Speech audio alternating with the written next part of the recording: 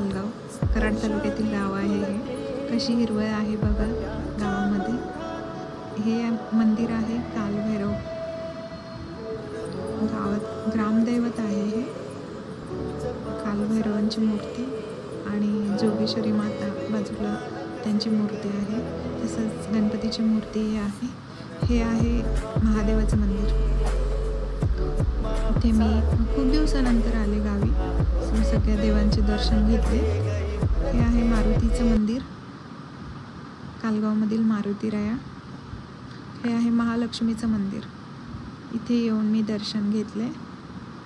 माझ्या बहिणींसोबत आले होते मी गावामध्ये. खूप छान वाटलं. माझं गाव खूपच छान आहे. किती हिरवळ आहे बघा सगळीकडे. हे आहे गणपतीचं मंदिर.